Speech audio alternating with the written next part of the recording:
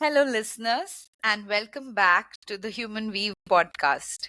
This is season 2, Breaking Stereotypes, and today's episode we are diving into stereotypes that quietly tiptoe into our lives and pressure us to conform. The trouble with these kind of stereotypes is that they don't always shout, they whisper. They settle in quietly, often disguised as advice, tradition, or concern. And before we know it, they begin to shape how we see ourselves and others. Like a slowly spreading disease, they make us doubt what's natural, what's beautiful, what's enough. Today we are unpacking two deeply rooted stereotypes: colorism and gender expectation. They show up in schoolyards, marriage proposals, from media ads to family conversations, and most heartbreakingly, in the way young girls and women learn to measure their own worth. We are here to talk about what it really takes to break through those barriers and imagine a world that's not obsessed with fitting people into boxes, but one that's committed to building something more inclusive, aware, and human. Does that sound tough to do? It starts with awareness and conversations like this. We are your hosts, Rosh and Yash, and we are so glad you're here with us for this episode. Colorism tells us what shade of woman it is desirable. And the stereotypes tells us what kind of woman is accepted.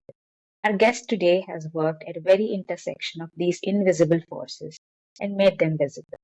She's just not a voice that points out what's wrong, she builds a force on what's right. Brinda Adige has spent her life boldly and beautifully rewriting stereotypes, not just for herself, but for others and their futures too. She's a powerhouse in the world of social justice. She's led pioneering work in child protection, gender sensitive policing, anti human trafficking, and access to justice for survivors. She founded Global Concerns India, and her work has been recognized by institutions like the UN, UNICEF, and India's national legal bodies. But what truly moves us is how Brinda brings lived experience and fierce advocacy into the same way. This episode is part story and part wake up call. We talk about what it means to raise our voices in systems that are designed to silence and how reclaiming our worth, regardless of shade, shape, or gender, can be the most revolutionary act of all. Welcome to the Human Weave, Brinda. We are honored to have you.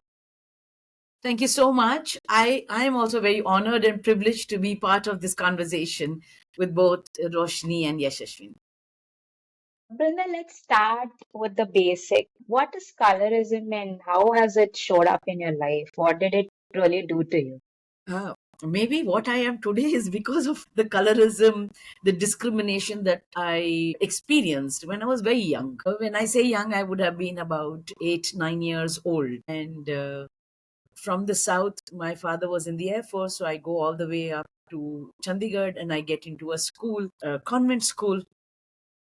And from day one, teased by children every day. And I'm sure the teachers also heard all of these things. But I found that none of them voluntarily called anybody and told them, don't say these kind of things. And after a couple of days, I was pretty angry. So I went back to my mother and I said, listen, this is what they are doing in school. They're calling me Kali Kaloti, Bangan Loti, and I'm very upset and angry about it.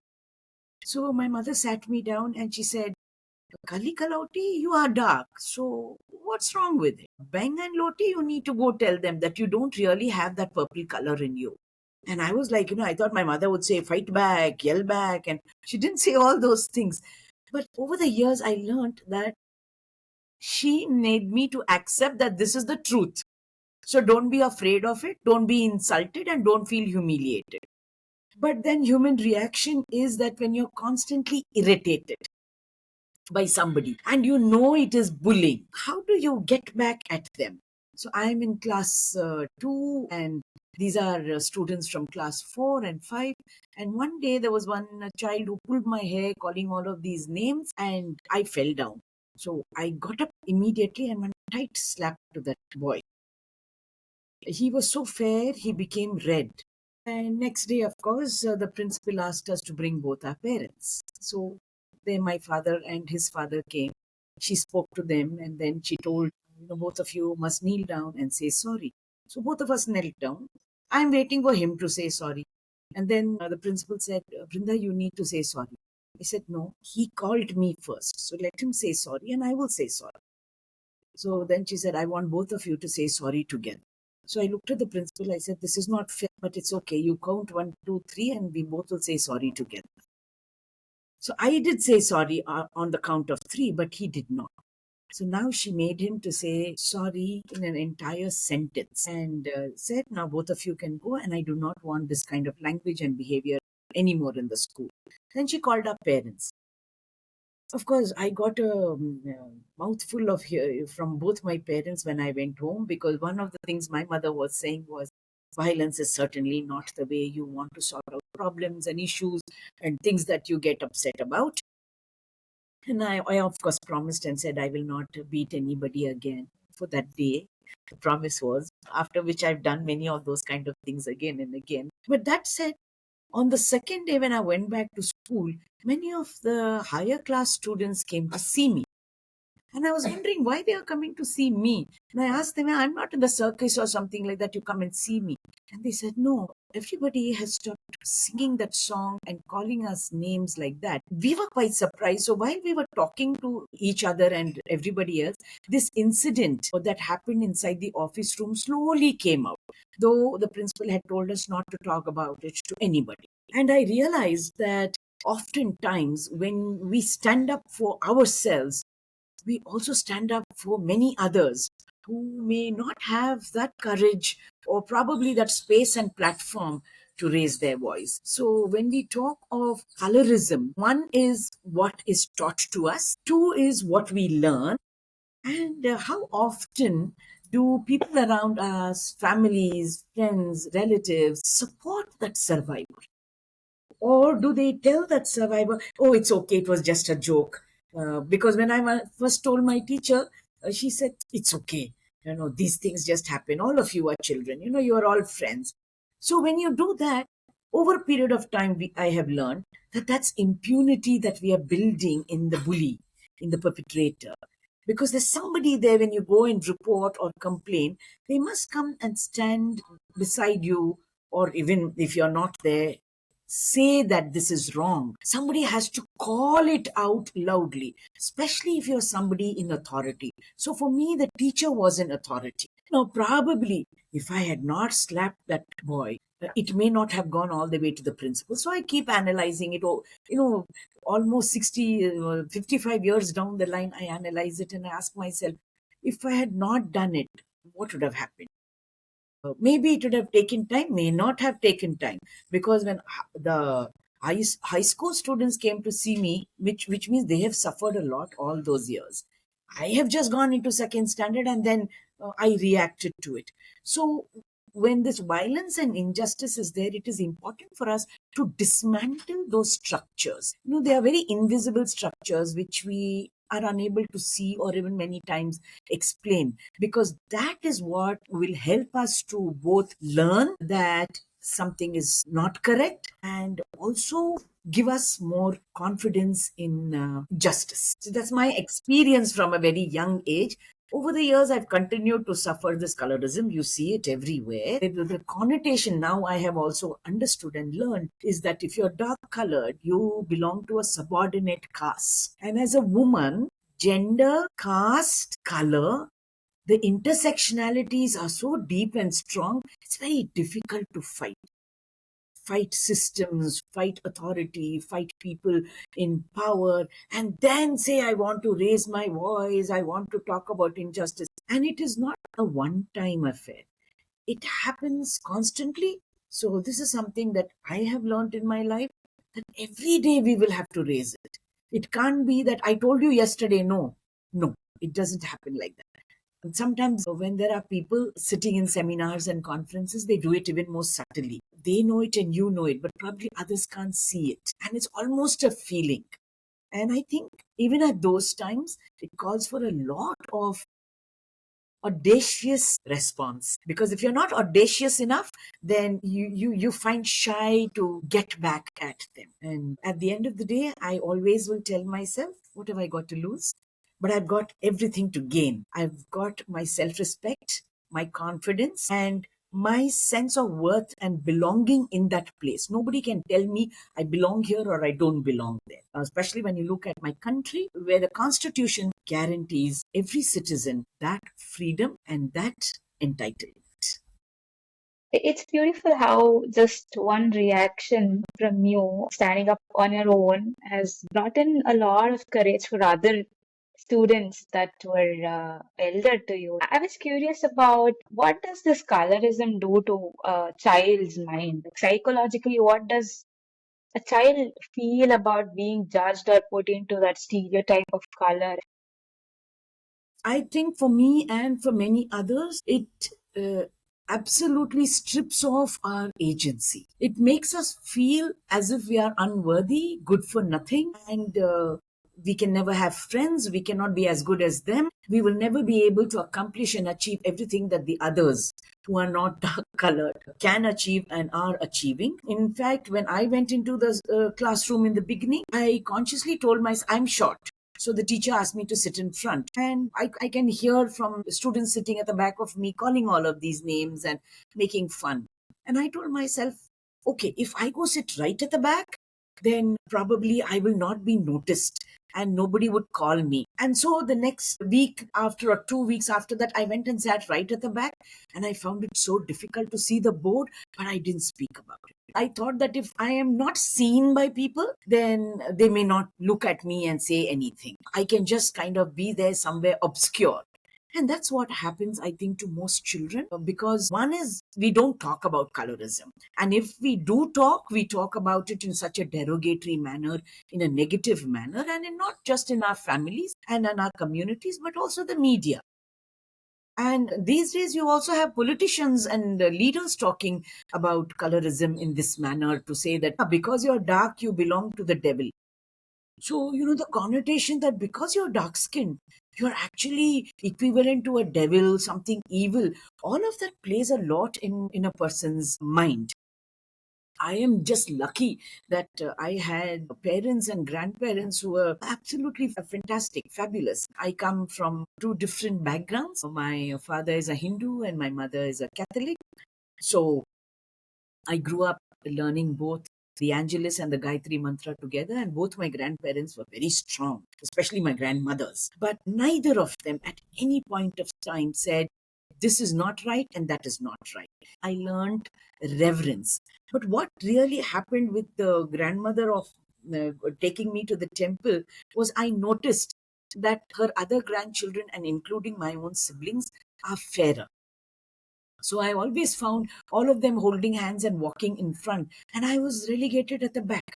So I'm trying to catch up with them walking at the back. And in the village, you can hear saying, because she's dark, she's at the back.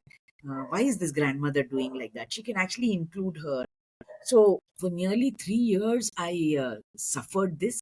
And I think when I was about 9 years old, I told my grandfather, from next summer holidays, I'm not coming back to your home. And he said, I look forward to all of you coming. This is the only time for the family to get together. I said, no. I didn't say my grandmother. I said, your wife treats me badly because I'm dark skinned. So he said, anyway, day after tomorrow, your father's coming to pick you up back home. Tomorrow morning, all of you be ready. We are going to the temple. So all my cousins and my aunts and my grandmother, everybody, we were wondering, and my grandmother was saying, tomorrow there's nothing auspicious. What is this temple visit you're asking the family to go, and at a time which is not auspicious also? My grandfather said, we are going to the temple, be ready. So all of us got dressed, all of us were ready, and we walked to the temple. Those of you who've gone to the temple, you know that you go bowing down to every deity around the temple, and you come outside the temple and sit down for a couple of minutes. We were told to imbibe all the energies, and then we go back home. So while we were sitting there, my grandfather asked my grandmother, did you see the deity's face? And she said, yes, yes, yes. I got to see the deity's face. Did you see that deity? Did you see this deity? And she said, of course. What is this new thing you're asking? So he said, which deity was fair in color? And my grandmother was like that. So he said, I want to know which of the deities in this temple or in another temple that you have gone is fair like you, or were all the deities like Brinda? So she looked at me and said, like her. So he said, if you can revere that deity with so much faith and devotion and respect, how are you doing this to your granddaughter? And for about an entire minute, there was silence because all my other cousins were also there. But he only addressed my grandmother. And then after a minute, she came and told me in Tamil, I'm sorry. I know I hurt you, but I don't even know. It just was unconscious. It will never happen again. That, and the other sentence she told me is, you're just like the deity. You know, you cannot think of you any less just because other people are saying things. So these things from a childhood, instilling that confidence is something that has made me what I am today. And I do hope that all parents, friends, and relatives and communities, and of course the media, send that kind of a message that colorism does not define a human person. And I really admire that, at the age of 9, you had the courage to actually question. I have myself gone through a lot of instances of colorism when I was that age, 8, 9.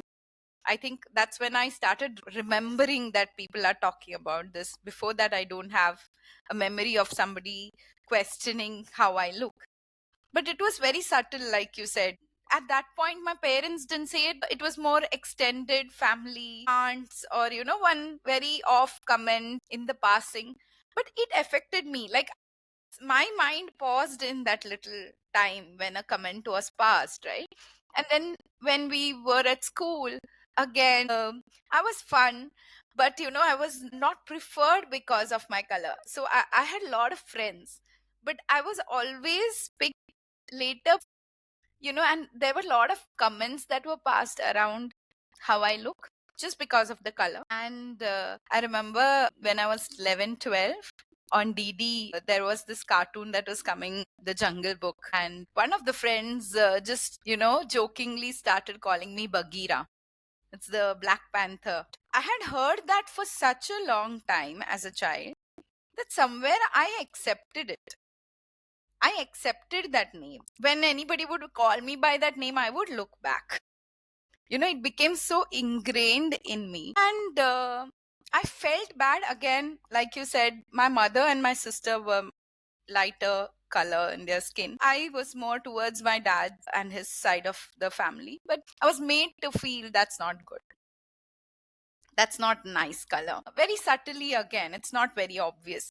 But then inside me, I think that child's brain used to say, okay, Bagheera is dark, but Bagheera is also fierce and fast. So I told myself that I don't mind the name because there are these factors about the character that I really like. So I kind of also accepted it, but I think again, as you grow up, it affects you more because when you're teenagers, times when you have started mingling more with boys, I think that time it hit me more because a lot of my very close friends who were boys would tell me that you will never get somebody to marry you. You have to take extra effort. Otherwise, nobody's ever gonna marry you because you're so dark. And it hit me sometimes, and I didn't want to believe it. But as a child, I think it does take what you were saying. If you don't have someone at least to, change that story for you, it does take away the confidence. And I think that is what a child goes through. Like for a child, it's always a pull. When you were saying your seniors were not able to do it and they found you standing up for yourself, like a good thing that affected them too. I didn't have at that point, and it took me a long time, unlike you, to start voicing how I'm feeling. Yeah, but Roshni, I already told you, I didn't go to school till 8 years. Yeah, I was with my grandmother. And I did everything under the sun that, an idyllic situation for that child. Climbing trees, counting jackfruits. So, in with that lime which you put for pan, My grandmother will go and ask me to put the numbers on the jackfruit, and there was this practice that the first jackfruit that ripens goes to the church. Then the guava tree, my only competition were the squirrels and the birds, to ensure that they don't eat it off. Life was nothing to do with school. So this confidence of mine came from that grandmother of mine, from the home where nobody discriminated me because of my color. I was just like everybody else, especially the adults, because I was the only one not going to school. Everybody else went to school. And that, I think, is something that we must build for our children. That's why I said dismantling those structures and institutions that fix our children and internalize in them this attitudes, what is right, what is wrong, you're not too good, you're like that, you're like this, happens only from your home. And if we are sending our children away at the age of 2.5, 3 to schools, the whole community is there. So there are children coming from various communities, and the same negativism, patriarchy, gets reiterated with all of the sexism, misogyny, the bigotry, and colorism, because it's there that those things come into me. There were times that I used to be racing. I used to play that tire, that cycle tire in my road. And those days, no traffic. My only competition with that was my dog. That's all. And then I would tell this dog, that you will, talking to the dog, I'll say, you run too much with me, you will also become my color. So you go running on your own the times when I'm tired and eating, because this pet dog of us loved me so much. So I thought that, that's what he would also want to become, talking to that dog. But this is where our institutions literally shatter our children and put them into the boxes that you were talking about. That we have not yet learned even today. We've reached the other side of moon, dark side of moon, but we've not been able to change the system of education. I've tried to give the kind of childhood I had for my children. Of course, I haven't been able to do it much, but telling them, talk about all of this. You don't have to feel bad that you might get called this kind of a name, or you might get called something else. Even now on Twitter, because of my religion, I get called rice bag, radical feminist, name it. They call you anything they want. How do you respond back to them? In a manner that you engage them, or you get angry and respond. You get angry and respond, I've given them a platform to hurt and harm me and insult me even more. So that's where we need to be teaching our children. And I must tell you, Roshni, I don't think I was brave at that time. I was just a precocious child. Everything I had to ask a question and give a comment, everything. And that in a way has made me grow up to learn that I don't have to be afraid of anything. So today what am I afraid of? And like Scarlett O'Hara in Gone with the Wind, after all, tomorrow is another day. So we'll wait for tomorrow. I was recalling my own experience. Being on a fairer side, I didn't really experience all of this during my early childhood, but during my teenage, I was into a lot of sports, very intense sports. I used to go play for teams. Obviously, being on the fairer side, the tanning is an issue that happens, and also with the teenage, you get a lot of differences with your acne, with your hormones. And it used to be very visible for the fairer skin that I had. And that's where I started to experience all sort of shaming from people, saying, "Oh, you're fair, but why have you got two shades down because you're playing? Don't play at all." I was like, "It's just a sport. Why do you have to stop it just because you're getting a tone down?" And also, it's very natural to have acne or any sort of skin problems, and you need not shame for it. And I had cousins who are on the darker side, and I never used to get acquainted with them because they felt inferior with me. When I wanted to have a bonding with them, they didn't want it because people would recognize me and not them. That made them insecure, and we never had a good relationship on that perspective. So it affected me not directly, but in a very indirect way, being that collateral damage from the experiences other had. It was interesting to see two perspectives. Like people put you into box for two extremes also, whether you're dark, whether you're fair, you will still be put into different boxes. Yeah, I agree. It's not always that loud, right? Like what Yash was saying right now. Sometimes the bias is so quiet and subtle, like how parents or somebody would say that so many children are not told to play in the sun for the fear of getting dark. And even as a parent, I've heard other friends telling their children the same thing. Something you'd rarely hear from a white skinned like a person from another country who was white skinned, right? They don't say this to their children as much. They're more concerned, if you see, of it more about the health, right? The UV rays. Don't go out in the sun when it's really peak afternoon, so that you are not, and on their skin it also causes all these real bad burns, right?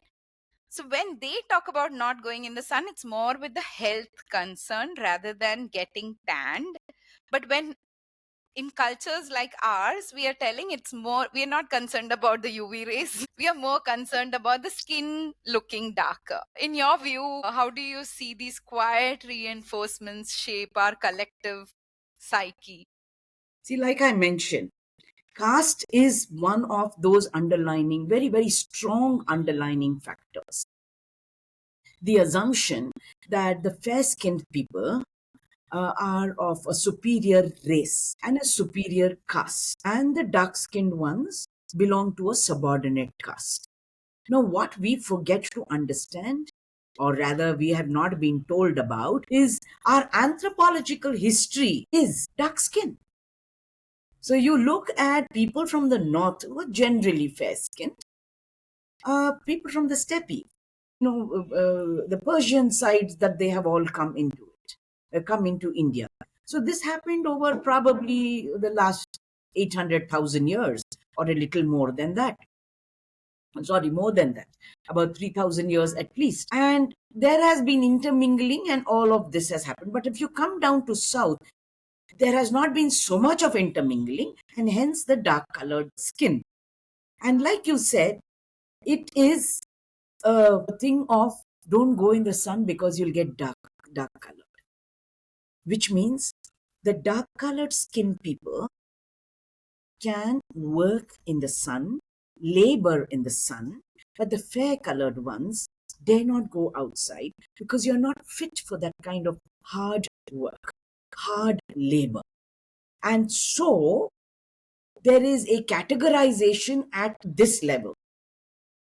Hard labor outside in the sun has to be done by all of these dark skinned subordinate caste people whose value for labor and work is much less than me or somebody else.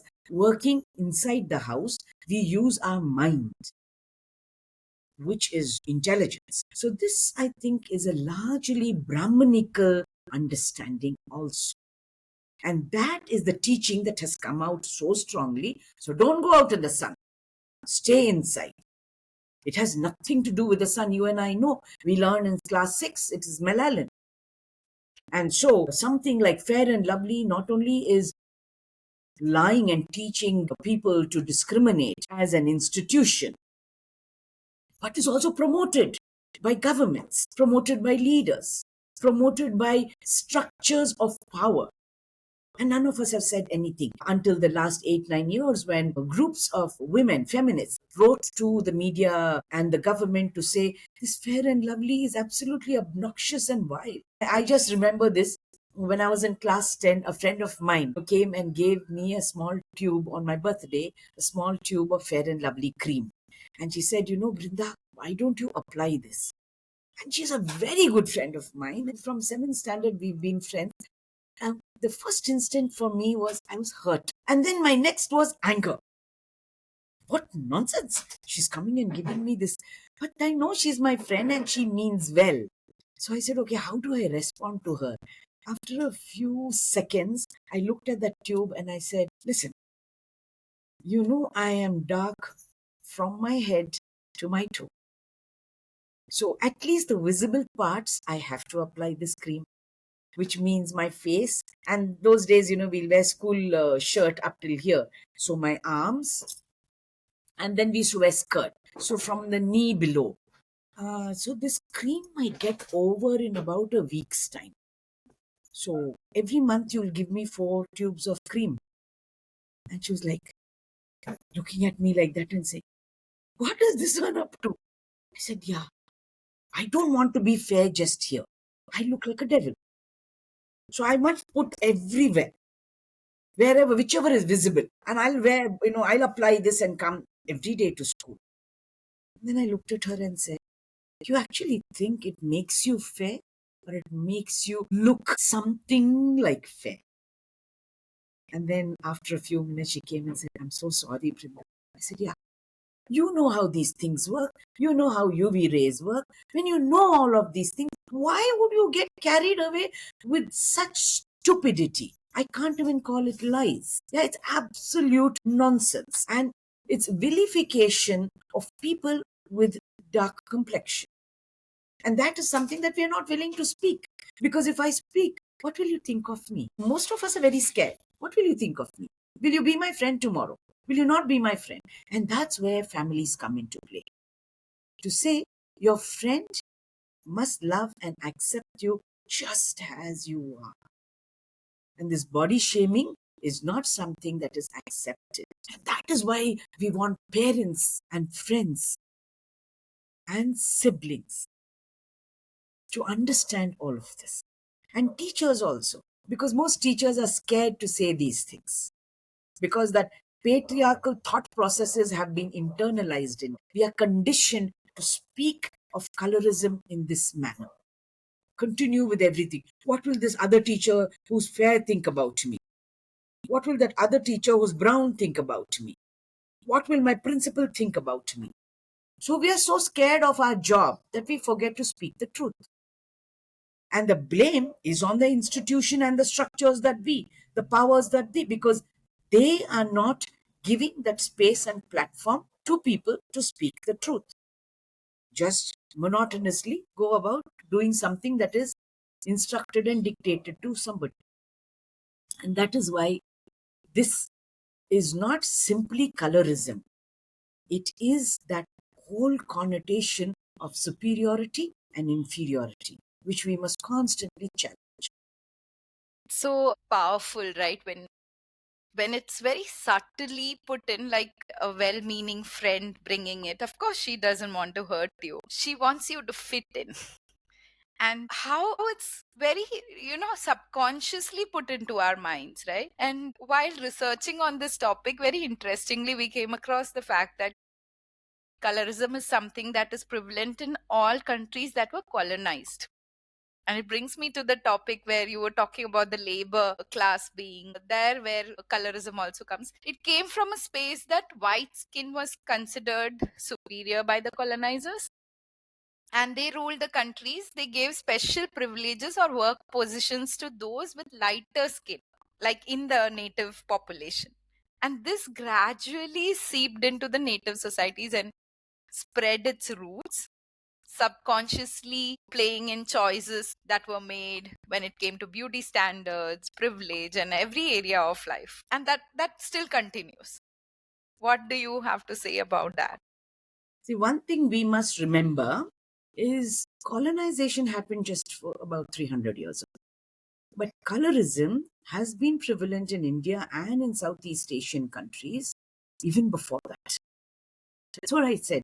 If you look and read at the anthropological history, colorism was prevalent about another 500 years before that. But much before that, dark skin was celebrated. Dark skin was something that was part of the population. Nobody looked at them differently. And so you want to ask this question: how did our deities become dark? Our deities are the most superior of beings. We'll have fair deities. So the question here is, dark was the population. And like you mentioned, when the British came, they added this prudish superiority connotation of we are superior to you because we are fair and we are colonizers. And so we will also find people who are lighter skinned. Now, the lighter skinned, you need to understand, I come back again to castes who had the opportunities to access any form of education. The Brahmins, probably the Kshatriyas to some extent, and probably the business class to some extent. We might like to say, I am a higher caste than the cobbler and the manual scavenger, but at the end of the day, if you look at the caste system, all of us are Shudras. The Shudras were not even allowed to utter anything in Sanskrit. It was the gods' language.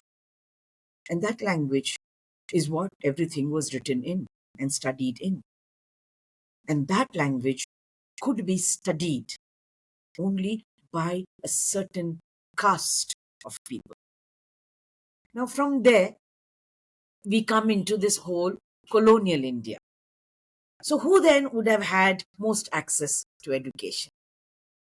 Of course, we know that Dr. Baba Sahib Ambedkar, he had education, but his analysis, his reading, his questioning, all came down to saying that this is what I have to talk about. The Dalits. This is what I need to now put it down into my constitution. And it wasn't an easy task or journey for him. There were not people who were supporting him. There were only the people of the subordinate caste who were supporting, who began to realize, began to understand. When we're looking now today, 78 years down the line, how many cases are filed in court on atrocities on people who are dark skinned? How many have been brought to justice? So that is why those systems and those structures is not just colonial. We continue in the colonial language, we continue the colonial behavior, but it has been very consistent for at least 800 years, if not more. And many of the subordinate castes, dance forms, culture, probably some languages, food, have also been usurped and taken away by the so-called dominant caste. So it's mine now. It's no longer yours. I've taken over it. So colorism is all of this. It's not simply my skin color or complexion. It's so much deeper, absolutely negating me as a human being, even though my country is a signatory to the Human Rights Convention. But even before that, our constitution allows, permits, guarantees, and gives me the entitlement to be that free citizen, equal like any other citizen. But the structures, my churches, my temples, my mosques, my judiciary, my government, the state, the panchayat, you look at any structure. These structures reiterate all of this, and like you said, very subtle manner, very subtle. And that is what we need to be teaching and talking about with our children. To identify these things, right? Like in the subtlety, to identify when it is coming to you. I will feel sad to say identify, because I would not want my child to spend his or her time identifying this discrimination. But I want the children to just learn everything that is positive, everything that is rights based. To say that irrespective of the color of your skin, irrespective of your body, doesn't matter how you look, where you come from, what language you speak, what food you eat, you have the same rights as the next person or the other person. And nobody is big or small or superior or inferior. This is something that we need to constantly keep giving, because we don't seem to be teaching that even in our civic or social study classes. And that is a challenge to it. By identifying, Brinda, I also meant like how you were voicing something, right? Or when you talked about Dr. Ambedkar, he was somebody who was going against the tide, learning, reading enough to make that conclusion and voice out. By identifying, I also mean that there has to be those many different individuals who are identifying, questioning, and bringing this into conversation. Because a Yes. lot of time, because of the subtlety, it's very subconsciously happening. Like there are a lot of people, like your friend, for example, who are not knowingly partaking in that stereotype, right? It's just that you have heard it so many times, you've believed That is how it is. Yes. And that's why we need to break those internalized, conditioned definitions of color and inferiority. And I would like our children to understand these things and not be afraid, like you said, Roshni, to speak up. And when they speak up, if I'm an adult, if I'm a parent, I must listen, not brush it off and say, don't talk about these kind of things. This happens everywhere. Oh, they were only joking. Not allowed. Not as a joke, not in passing. It is not allowed. Simple. If that is the kind of teaching that I can give, then probably our children will learn better and different. Because today, many of us as adults have a lot of unlearning to do. That is another challenge. Unlearning, being conditioned for years. How do I unlearn it? I grew up, I'm not saying me, but I'm talking about so many others, like you also mentioned, Roshni, till you came up to about that 10, 11, you were not really thinking about it. It was okay. You looked at yourself as this brave Bagheera. Because I want to fit in. I want to be cool like the others there. Not many would have had the kind of childhood I had, that it didn't matter. If you didn't want to play with me, it was fine. I could play with anything, the stone, the doors. I could play with everything. I could speak with all of them. All of them came to life for me, but not for others. And the others are in a majority. And that majority, as they grow older, we all have this one life. Imagine getting secluded, being sidelined, singled out. It's such a sorry state. Life has so much to give us, and we have so much to enjoy from life. Every day comes with opportunities and so many joys, and we've en masse trifled that for a majority of people simply because of color of their skin. When you were sharing about the ancient times, I was reminded my grandmother used to call me white cockroach in a nickname because I was pale and fair compared to all my family. Um, which is probably the indication of majority of dark skinned, which is also considered healthy, right? If you look at the researches, a dark skin is the healthier one compared to the fair skin. So I'm wondering, where did this all start? Does media has any impact on propagating this other version where fair is superior, fair is dominant, which is generally not the case if you consider the South context. The dominant skin color is generally the wheat and the dark skin, right? So I wanted to know your thoughts on that. Media certainly has. Media certainly has. Irrespective of what the product they are selling, they rarely have somebody who's dark skinned. Rarely. They never have anybody who's dark skinned. Never. Even to say, buy this pen, it writes beautifully. You don't have a dark skinned person. When we are looking at a few dusky, dark skinned people in South India media, literally it is an exception. And then again, I'm saying the last 15 years, we have seen increasingly fair skinned people, especially female actors. It's fair skin. And like Roshni pointed out in the introduction, read every newspapers where there is brides wanted and grooms wanted. Same. Fair, tall, slim. As a nation, we are not Germans to be 6 feet. 5 feet is the average. If you're 5'3", then you're very tall. What is this fair are we talking about? What is this tall are we talking about? What is this slim are we talking about? So you see, that is what I constantly said. Parents also subscribe to the outside community and the society. In their head, it is that, oh, my son is like this, my son is like that, he must get only somebody like this. And that also percolates further down to violence, gender-based violence on women. You see the entire Me Too discussions that were happening. Some of them were absolutely obnoxious, derogatory, and vile. On Facebook, people had, their photos were put up saying, I was subjected to something like this 20 years ago, 10 years ago. And there were comments that, look at your face. Who would have even touched you? Sexual violation. And this is the comment you make. Nothing about the rights of the person. Nothing about what humiliation the person would have gone through. Judging that beauty. And so you could not have been sexually harassed. You are lying. You are not attractive. You're not pretty. You're not beautiful. Because you're dark. Because you're short. And because you're fat. Or you're thin.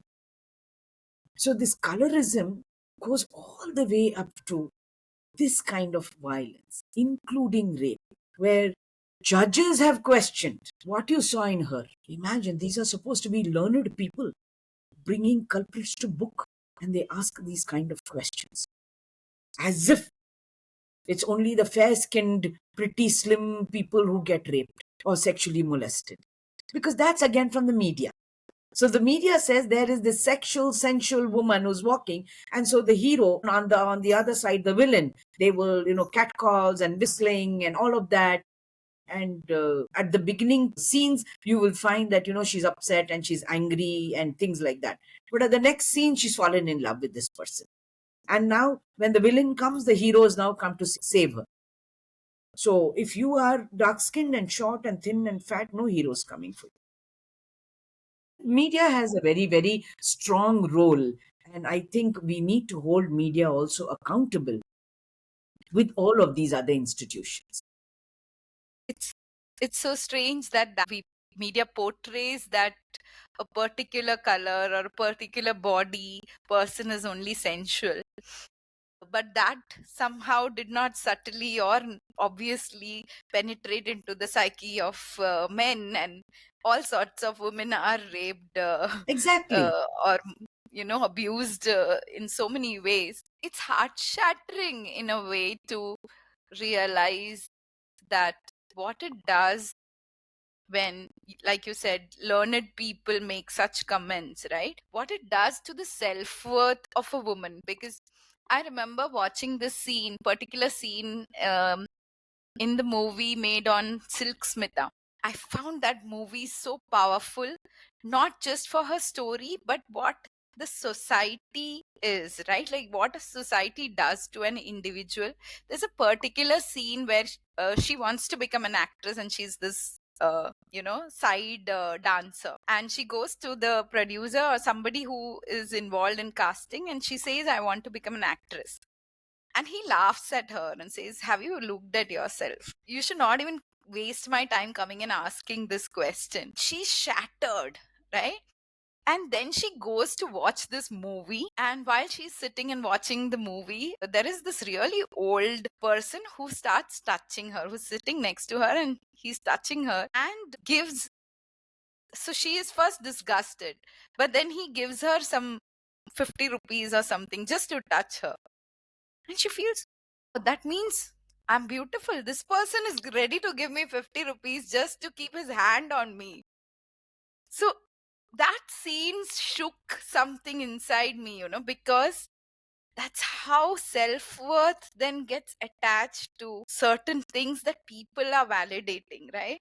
And then that whole fall of the character from there, she does it to make her feel good, that she's also worthy. And then how that, then her choices are dependent on that, right?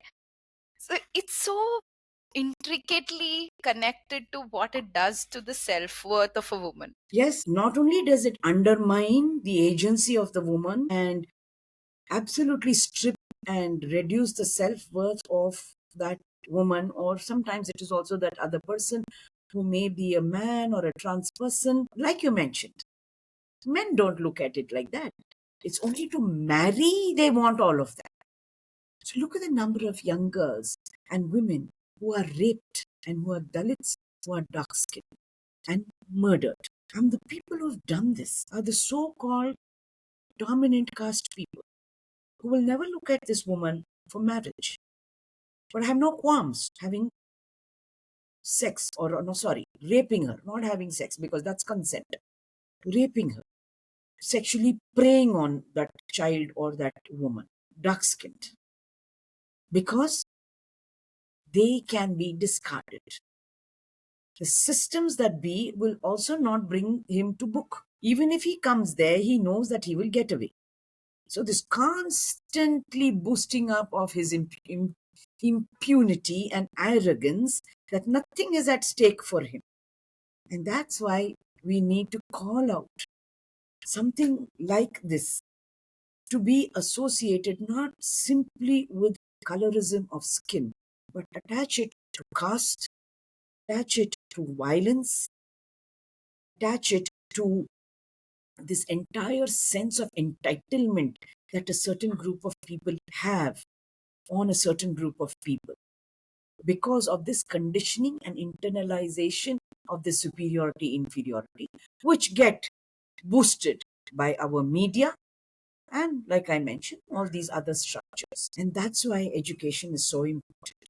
Education not simply as syllabus, but education as conversations, education as dialogues, engaging with people to say, you need to critically analyze, talk about it. And people with dark complexion, dark skin to be told, don't feel inferior, don't feel bad, don't feel insulted, because that's exactly what the other person is aiming to do.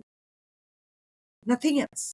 The person knows that he or she. So here it's not when somebody is putting you down as a woman or as a man for being dark skinned or a trans person, it's not just men doing it, it's also women doing it.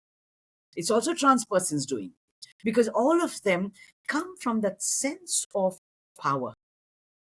The power dynamics that they can wield on people who in general are considered inferior because of our skin, the color of our skin.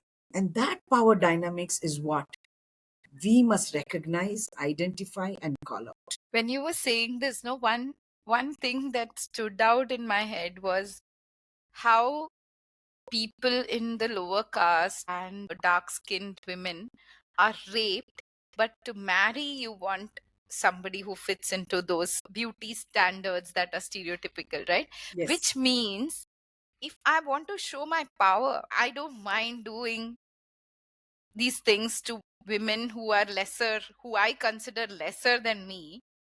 But to have a consensual relationship, I want somebody who I think is equal in the stature to me in terms of caste or color, which again goes so much more deeper than just the colorism itself, right? It's more Exactly. about power and what you have internalized and what it makes you feel in the end. At the end of the day, you, when I say you, it is that person in that dominant space assumes that this other human being, because of the color of their skin and so their caste, can be owned by them. They are their slaves. So you don't raise your voice, you don't challenge them, you don't dare not say no to them. And there are even of late we have heard some people who have been talking about saying at least somebody tried to touch me. And that is what we want to challenge. Nobody is here waiting for someone to touch them without their consent. Nobody. And that message needs to go strongly from all these institutions with authority. It could be our religious institutions, it could be our justice system, it could be the state government, and certainly the media. And then we come back more closer to our families and our communities and our society. And that means we want to start talking about it. And when I take a session on gender with either the police or the judiciary and prosecution and all of them, I ask them, if you start a business, what would you expect from that business? Profits. So if Fair and Lovely wanted to start their business, should they not have gone to Africa? They would have got more profits. But would they have really sold in Africa? No. Because you know you're going to get beaten black and blue because you're fair. I will be this color however you beat me. I won't change colors. And that is what we want to call out. Call out the capitalistic superiority notions. I am telling you what is good for you. Apply this. Be like this. You will get selected in the pilot interview. So I asked them questions. I will go and learn to become pilot, applying Fair and Lovely for 6 months. You'll sit in the plane that I'm going to fly. Because you told me put Fair and Lovely and go for the interview, and I'll be selected as a pilot. And your lives you will give my hand because of the tube. And I'm not blaming them. I also see that there is that realization. My God, how dare somebody have that kind? So my next question comes to this authority, the censor board. Who is sitting in that censor board? Who are unable to think, analyze, decide, and then put their signature to an advertisement? Because advertisements have to go through a rigorous process. They have to follow through certain stipulations. And only then you can screen it for everybody else. So that is why in the beginning I talked about dismantling these institutions that promote colorism.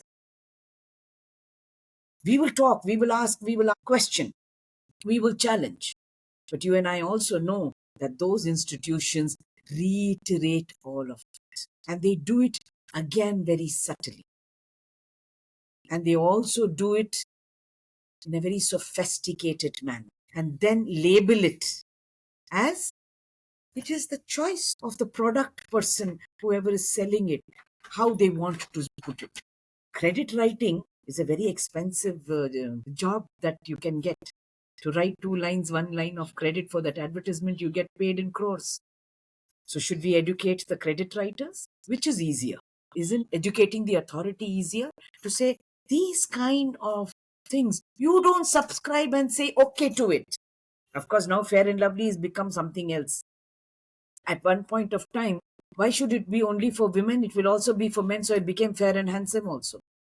So constantly we want to ask these questions. And like now also, you take away the pimples. The pimple make you look ugly. Whether you're fair-skinned or dark-skinned, it doesn't matter. There are institutions dictating to me how I should look. Their understanding of beauty, acceptance. So I should not be happy with what I am born with. And that goes against all our religious tenets. God created you in his or her own image. And like my grandfather pointed out, all the deities there are dark. And they will worship all the deities every day. And they will do penance also for the deities. But for the deity in the house, in our society, in our institutions, we want to discriminate and violate. But when you mention about gender stereotypes, Brinda, how has your encounters with gender norms shaped your activism that you've been doing? Gender norms shape my activism on a daily basis.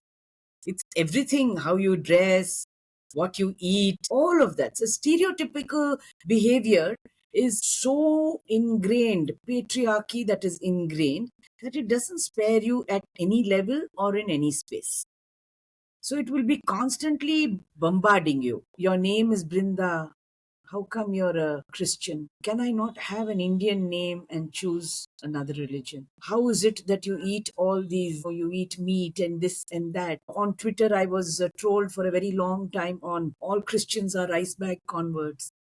I have to own the response that I want to give to that person. The person is an evildoer, but he is also part of a system, and he is part of somebody who's promoting and prompting him. In some circle, he might be feeling very good about himself. And that I know is such a petty state of affairs. I'm, of course, better off than him. So my engagement with that person would absolutely have to be from my space and level and not stoop to his space and that kind of a conversation that is disrespectful or doesn't respect the dignity of the other person. That is stereotypical. There are times when women question us. There was this feminist been in the field for a very long time and was like saying, Brinda, you wear sleeveless and go everywhere. I said, yes, I do. Okay, but because you're a social worker, you must try. I said, what I must try? I want to wear what I'm comfortable with. I am not forcing anybody else to do otherwise. And then someone else again came and told me, what does your husband say? I said, see, you know, I'm a very strong person. And there are times I do put my foot down. I don't fight all the time with my husband. I don't know how many of you really know. He's a very kanjus guy. Yeah. Miser. He buys me only half a meter of cloth for my blouse. So then I decided I have a choice to make a blouse with half a meter of cloth. How do I make a neat blouse? And I said, give up the hands, the sleeves. I don't need it. And you know, they look at me and say, is she eccentric? Really, her husband is such a kanjus? So you don't ask me those silly questions again. Because that is somewhere also telling you, you know, you're dark skinned, you belong to a subordinate caste. I'm a South Indian, I'm a Christian. You see the intersectionalities. You dare to dress up like this. Is that propriety? It's all subtle. It's not told in so many words. They'll come and ask you in such a nice way. You don't feel cold, Brinda? So I'm carrying a shawl here with me. Whenever I feel cold, I'll wrap it around. So this retort back is something that is not expected. You're not expected to speak back like that. That is the kind of stereotypical silence that one is oppressed with. Literally and figuratively, it is a control they have because they initiated the conversation. And then you're lost because sometimes you're thinking something, you're doing something, and then you wonder, how do I respond back? So you're constantly on your toes. Can you imagine the kind of tension that people with dark-skinned complexions have to go through? What will you talk about me? What will you tell me? How will I have to will you insult me? Will you humiliate me? What should I do? Shall I just stand in one corner when I go to a party? And so that, I'm just obscure. Don't let anybody see me. These are the stereotypical things that we have to contend. And that, I said again, is not just colorism. It's caste and class. You belong to a subordinate caste. You're dark skinned. You speak good English. Patronizing, condescending. Unacceptable. Why did you think that only you can speak good English or articulate yourself? You're not meant to be all of that. That only belongs to a certain caste and a certain class. People like me are not supposed to be doing those kind of things. Sometimes it's humorous for me. There was at one point, sometimes when I'm not lazy, I join my husband to go swimming. One part of the swimming pool is shady. It has a lot of shade. The other part, which is a small part, the other part has a lot of sun. So whoever comes into the pool first gets to that shade part.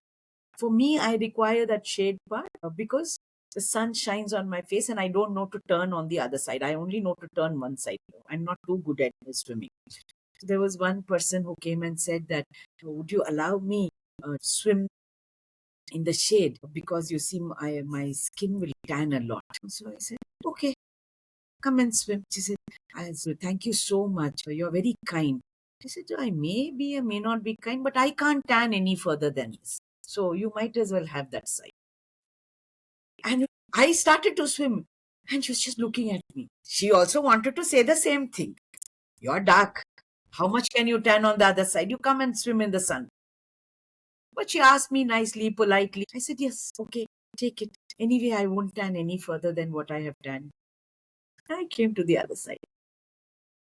So there's this getting back at them sometimes gives me a certain horrible pleasure. And I can see how you're using humor in so many situations that you Yeah, talked because about. I don't know her. I have nothing to get angry and upset with her. She doesn't know me. But the point from where she comes, she was telling everything about herself. She didn't tell anything about me or my skin color. But she meant all of it. And so I didn't want to silently come away. I said, okay, take it. And she kept looking at me, And after that, I seen her in the pool quite a few times. But she didn't come back and ask me for that place where I was swimming in the shade. So, and it made my day. I'm not talking so much about humor, but I'm saying they can get back at you in this many ways. And that's what I think, Roshni, you were saying. How do you identify it? It is so subtle. No? When you're talking about the internalization of it, and it's almost like we've turned that racism inwards, to our own set of people. uh, there's a social experiment that stuck to me when I saw it a few years back, but it was done, I think, initially in the 1940s, and then they kind of redid it as a video in 1990s. It's called the Clark doll experiment.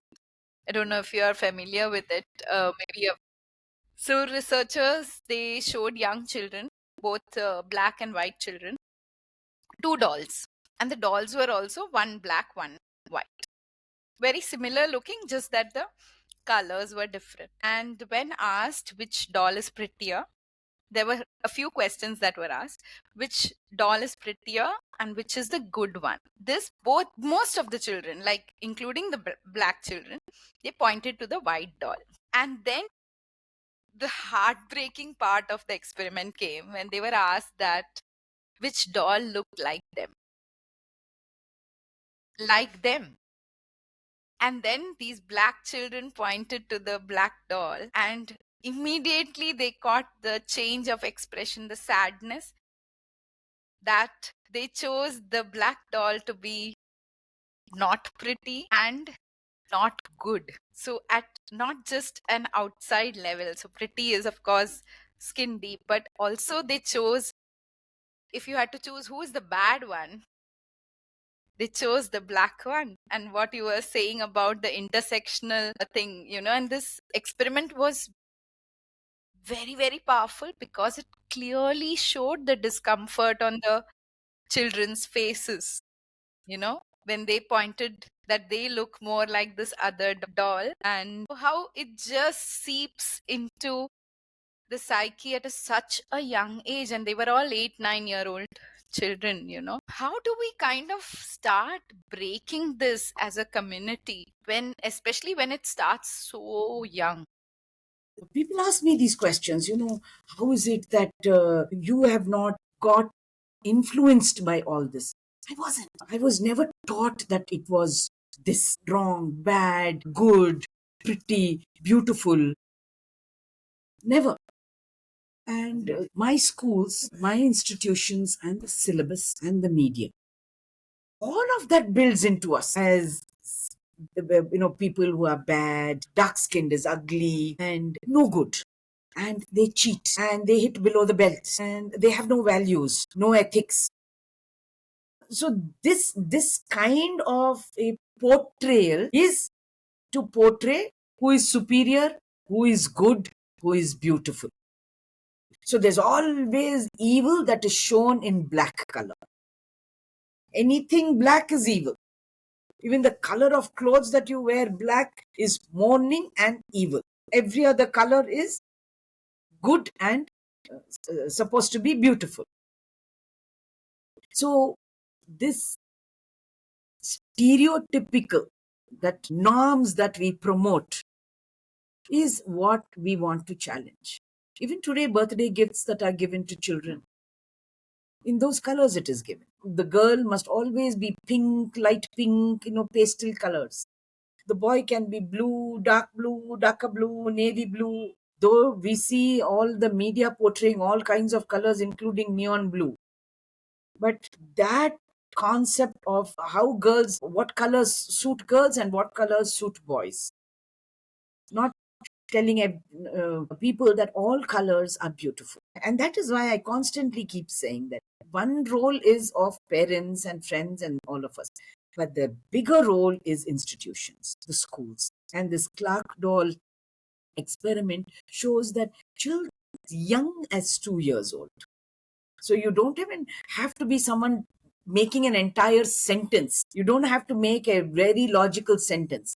Small words and phrases is enough. My attitudes, my mindset is already formed. And when you ask a question, who formed it? Where was it formed?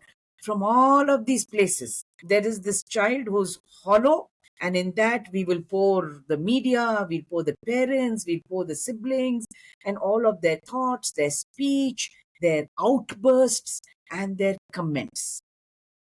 Every time we say, don't worry about it. Because you're dark, where will I find a boy for you?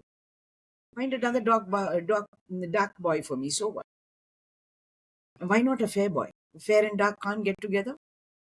So, nobody asked these questions. We've allowed it. We have allowed patriarchy to form our languages, form our gendered notions of right, wrong, pretty, beautiful, strong, good, and evil. And that is why my initial thing was dismantle it. We no longer want to subscribe to it. And that cannot be done one day and forgotten. It is something that we have to get ourselves educated, unlearn, and constantly. I told you, you ask me in where, every day. I don't even know what I will encounter. I have no idea what I will encounter. So, Brinda, in both colorism and gender roles, there's a common thread that body becomes a site of judgment, control, and expectation. And we talked about it before also. In your work, how have you seen these two things overlap, and especially in the lives of young girls and women? Somewhere, all the time, our media and our society and the communities have sexualized women and our bodies. So, irrespective of who is on the other side, one is looked at in that manner only. A object, a commodity, the commodity that may be bought and sold, can be measured and weighed, can be qualified, and all of this stripping the person again of our personhood. And in my life, I've experienced all of this. When you see me, I remember this one instance for the very first time, sometime in 1991. I was invited to a police training college in Mysore. And as soon as I went there, the person came running out saying that you must go to the side because our director, the principal, is coming. So I went to the side and stood.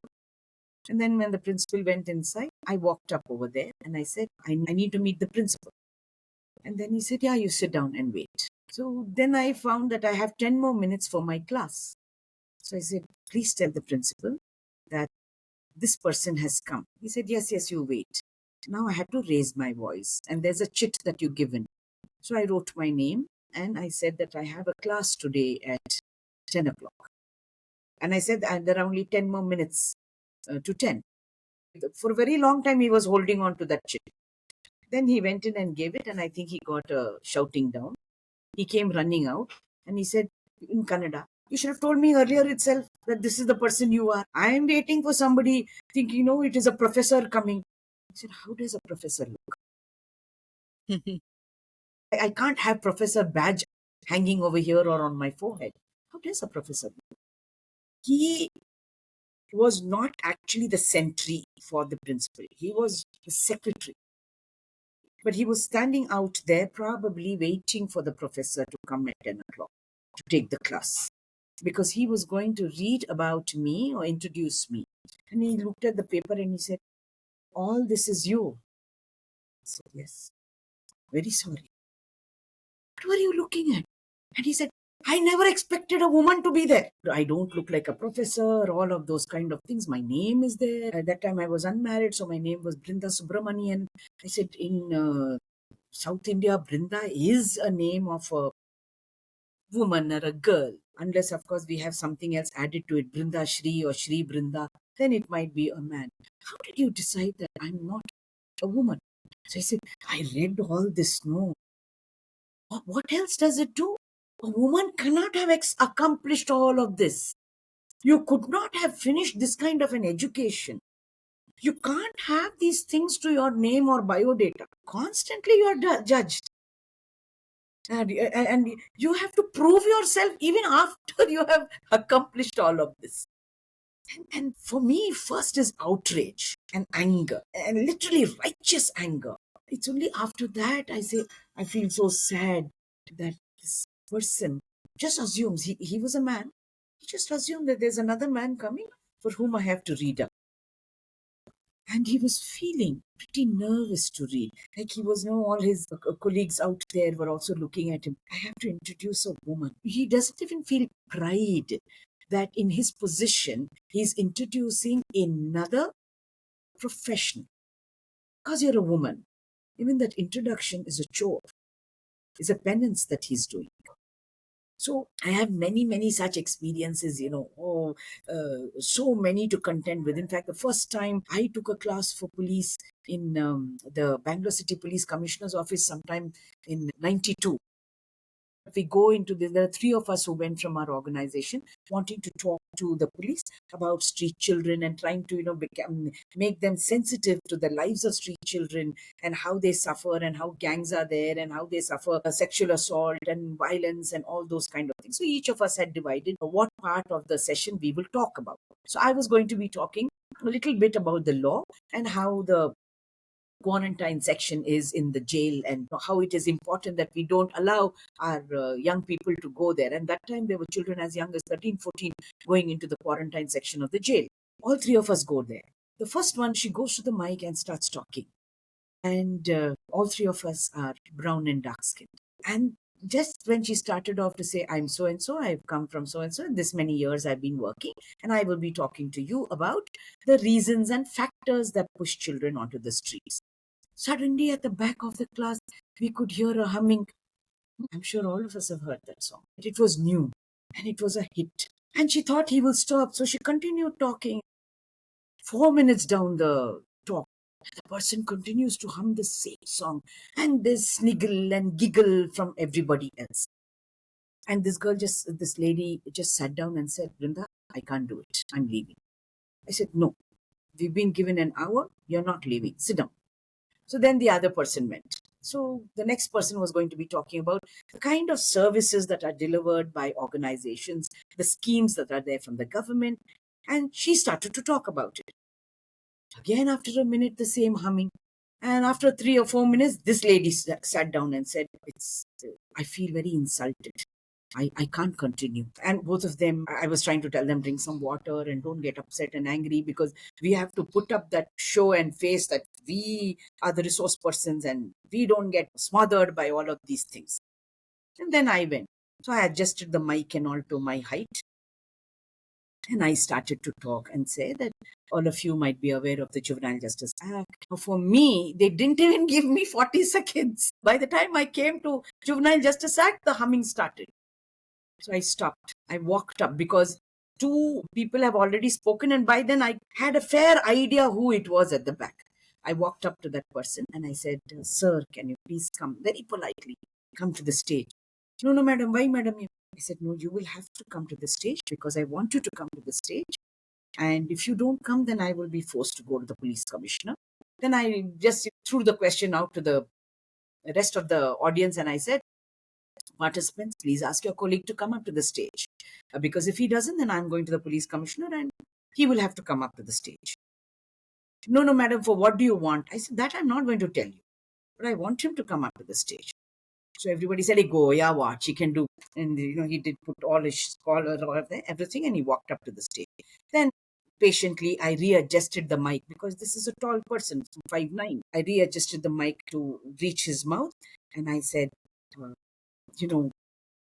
my mother has always said that when somebody has a talent and a potential, it is our job, it is our duty, our responsibility to encourage that person. And you were humming a very beautiful song at the back when the sessions were going on.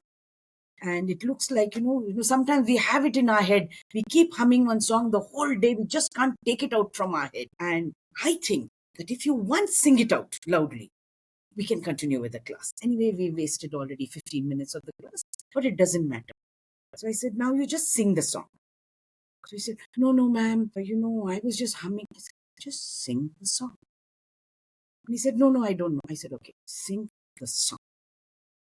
And he said, I'm very sorry, madam. I said, no, I'm not sorry. You sing it. And he said, I don't know the whole song, madam. I only know the chorus.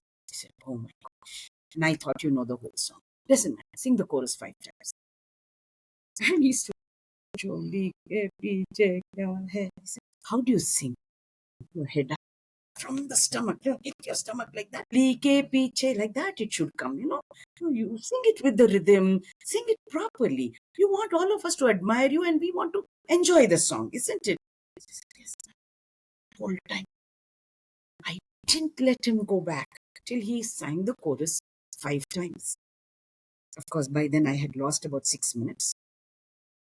He went back. But what was the result? Pin drop silence. They didn't disturb me even for a moment. And I spoke everything because these two girls said we don't want to talk, Brinda. So their part and this part, everything I said.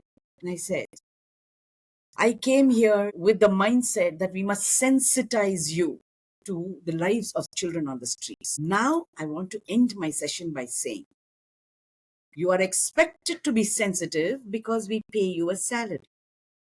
And you are expected to enforce the law in the way the law is, not the way you want it. So next time you take away any of our children, I will ensure that the law is enforced properly. At that time, there were 84 police stations in Bangalore city. Now it's more than 100. And I said, I will be coming to every police station, 84 police stations.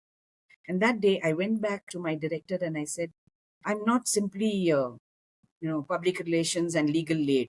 Put advocacy in charge also, because now I'm going to go into every police station, whether I have a job or not, whether a child has been taken into the station or not. And that's how my relationship with police started and grew so strong. To say that I cannot be insulted by you singing a song with a double meaning, because you are attacking my sexuality. You are attacking me as a woman, and you're looking at me as an object that must feel ashamed.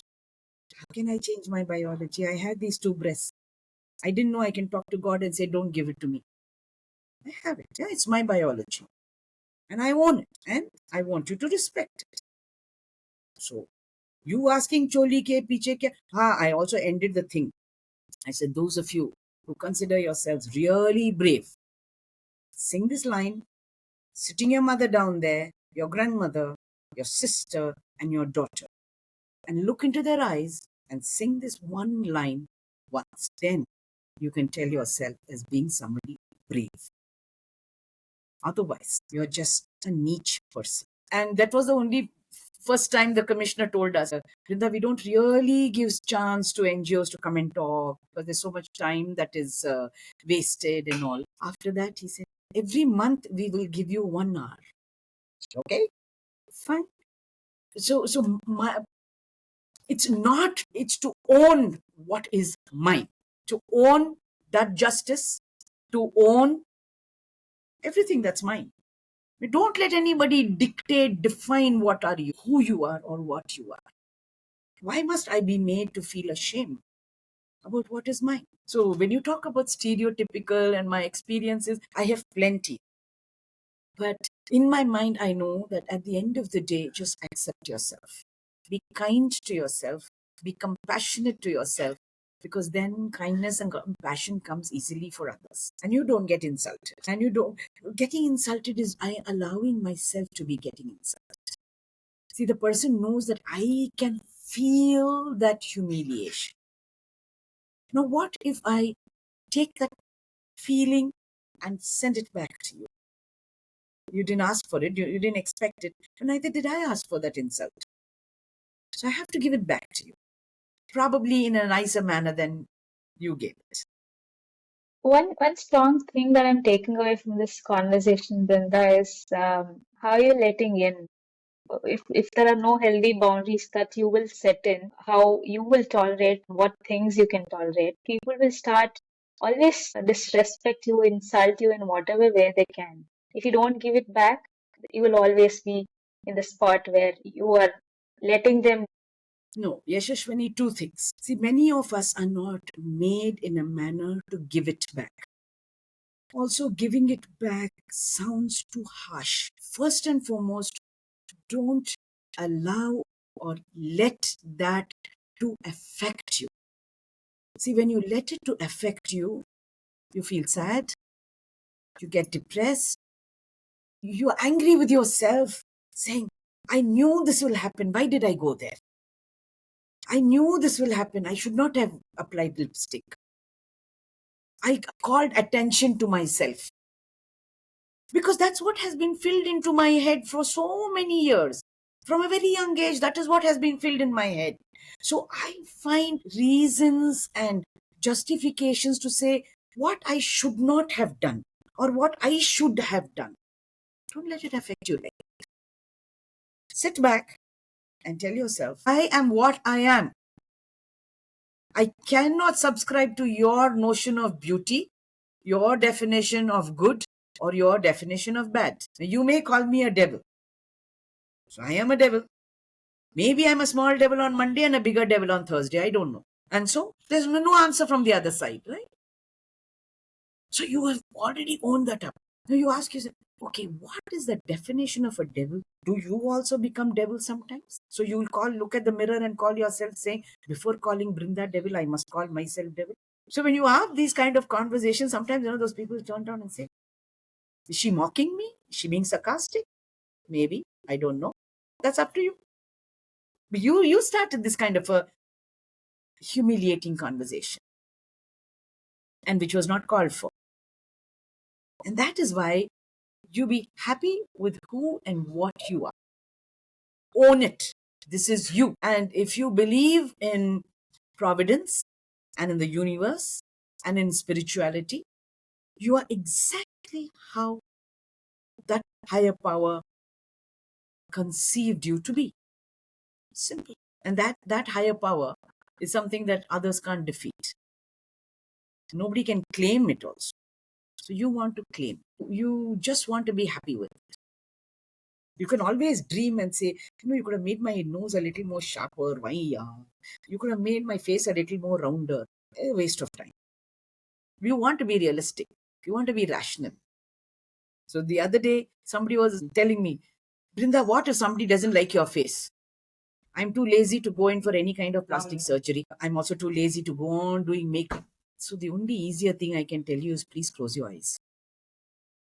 That's such a powerful thing, right? Like, I so resonate with you because I have also been a woman who is very, I like to be myself. And a lot of times I'm not the typical person who will put makeup. And I like to be in a very casual kind of a place. But nobody takes me seriously when I am in that natural way that I want to be, because of the image people have like set in their heads. Like you were saying, a woman coming as a professor was not somebody expecting that, right? Like, when you see this, what gives you hope that things are changing?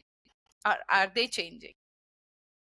For one, this conversation that you and I are having, and I'm hoping that a lot more people will be listening to us.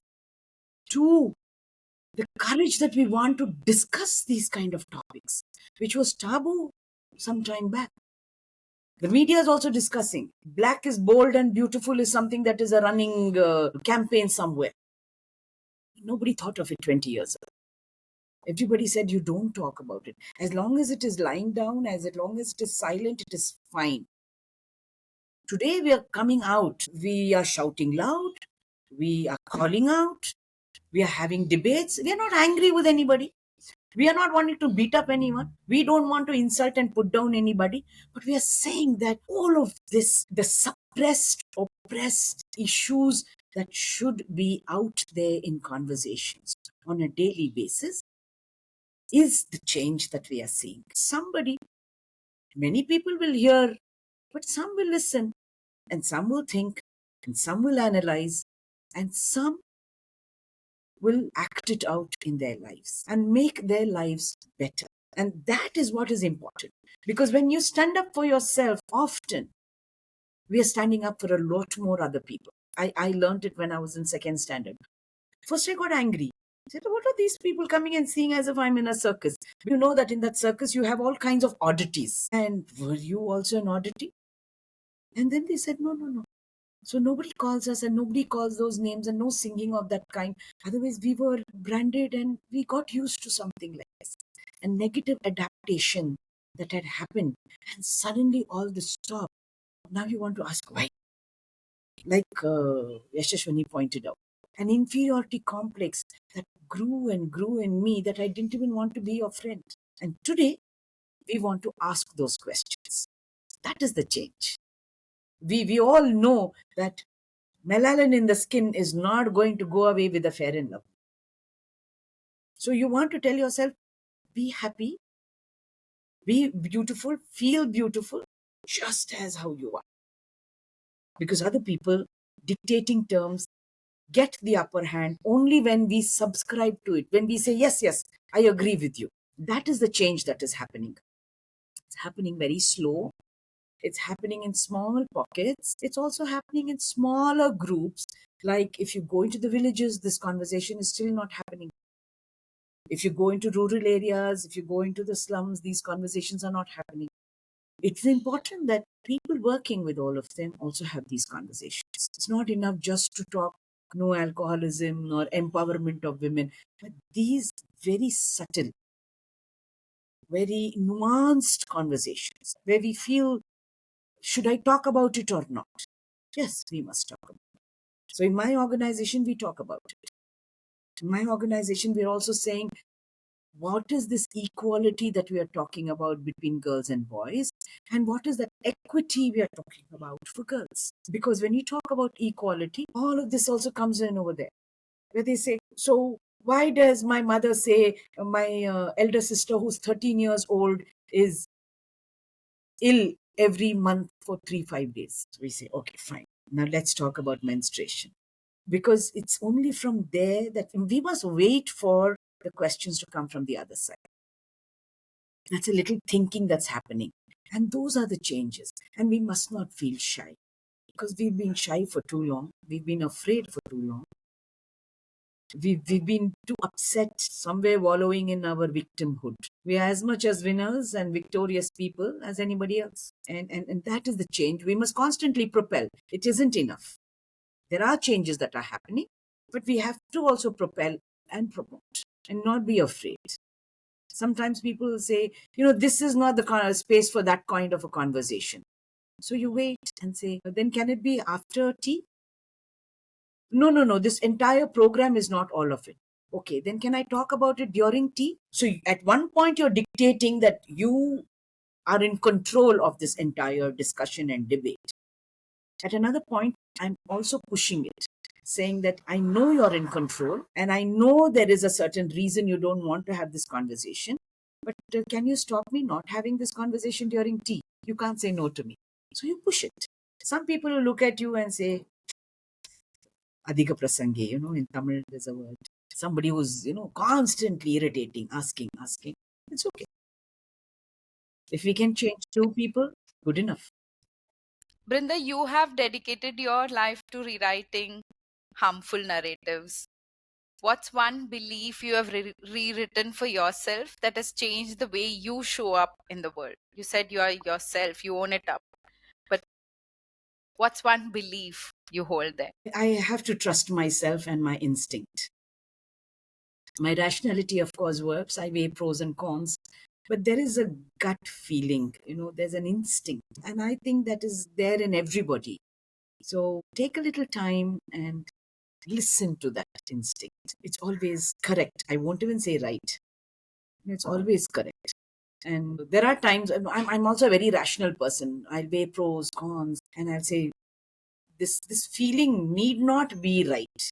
So I am going to do this where I have put it on paper and this way is better. And I have found that it has gone wrong. So this one thing that when you ask me is, I always want to listen to myself. There's somewhere there is a feeling that comes. And that I believe is because the universe is constantly helping each one of us. It's not that I'm anything special. Everybody is so special that the universe is only propelling us to do the best, the right thing at every point of time. But we forget to listen because most often we are listening to other people's advice of what is right, what you should do in this kind of a situation, what is wrong. People think this about you. People think Okay, all that you've taken, because if you look at the Johari window, if you understand the Johari window, you know that there are a lot of things that I don't know about myself, and probably other people have seen it or experienced and probably have analyzed it. Taken all of those things. That is something as a learning. But put all of this and then ask a question back again to yourself. What should I do? What will make me happy? What is it that will hold high with my own values and ethics, rather than I am pleasing somebody else? Because somebody else tells me to do something, and I know in my heart it may not be right. So for me, it's always been my instinct and my gut feeling. Lastly, if you could give one new belief or an affirmation to the next generation about beauty, gender, about worth, what would that be? The first thing is accept yourself exactly like how you are. Of course, if somebody tells you lose weight for the health's sake, please do. Gain weight for health, please do. Everything else, if it's going to harm you or your body in any which way, don't accept it. Just don't accept it, no matter what anybody else has to say. Today, we have a lot of information that we can get from the internet. Take it, read it, and then you make your decision that affects you in the most positive manner. And after that, accept the decision. Whatever you take, you accept it, because nobody can harm themselves. The harm part of it is coming to teach the other person a lesson. We are not anybody's saviors, but we are called to be our own saviors. And that responsibility is ours and ours alone, knowing fully well that we may not get another chance on this earth, irrespective of all the other religiosities that we might understand. This is one life that we have. And this one life is our responsibility. The other part, some of us may think that we are not as privileged as somebody else. I think that's a thought we must take away from our heads. We are all very privileged, all of us, in our own ways. And that privilege is something we must again accept and become responsible for. Because that means you have to stand up for something that you believe in. Like I said, when you stand up for that something in that given space and time, you've also stood up for thousands or millions of others. The third part that I would like to share with you is own that justice. People will use cliched statements. You are a voice for the voiceless. You're standing up for the marginalized. If you had not come, what would have happened? It doesn't work like that. That other person who might be marginalized must understand that they are marginalized, and that they also want to be their own first line of defense. And you or me are catalysts. So that injustice, what they are suffering, or maybe what I am suffering, I have to own the justice. I can't ever go and say, I stood up for you and that's why you got justice. No, there was a certain happiness in me that I got because I stood up for them. So I own that justice. So if you can keep these things in mind, a lot of other things, actually become quite irrelevant. And we don't have to get bogged down. Our brain is so small. Why get tensed with also many other things? You want to just live your life every day and tell yourself that tomorrow is absolutely going to be better, because today is this present that is mine, the gift. That's such a beautiful note to end on. Brinda, thank you for helping us sit with some of the quiet, complicated truths that often go unnamed. Listening to you was like being reminded that the personal is always political, that how we speak to a child, what we tell a girl or a woman what she can be, or the silence also that we hold around skin and gender, all shape the world we live in.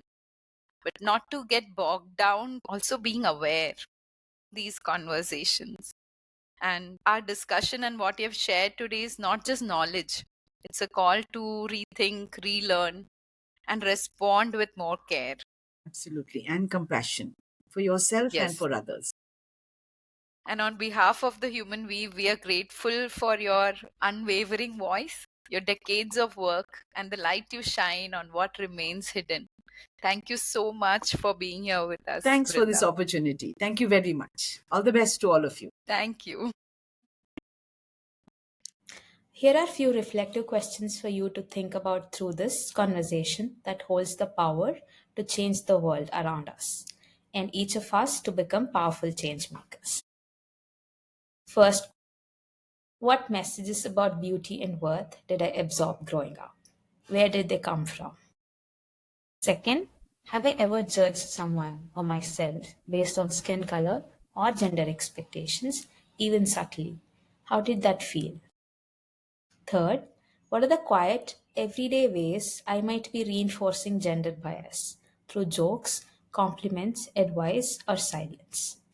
Fourth, what would it look like for me to actively challenge gender stereotypes in my home, workplace, or conversations? Dear friends, today's conversation was mainly a call to awareness, which is the first step to change. It was a gentle yet urgent reminder that we all carry biases, often unknowingly, that can shape generations. But with that awareness also comes a power, the power to choose differently, to raise questions, to raise our children in an environment where they naturally flourish and build strong self worth. We explored how colorism and gender stereotypes are not just personal struggles, but social patterns we can all disrupt. May this episode inspire you to pause, reflect, and show up more consciously, more compassionately for yourself and for others. And remember, questioning the norms we've grown up with isn't rebellion, it's healing, it's love and action. Don't forget to subscribe and tune into The Human Weave for more conversations that challenge, inspire, and connect.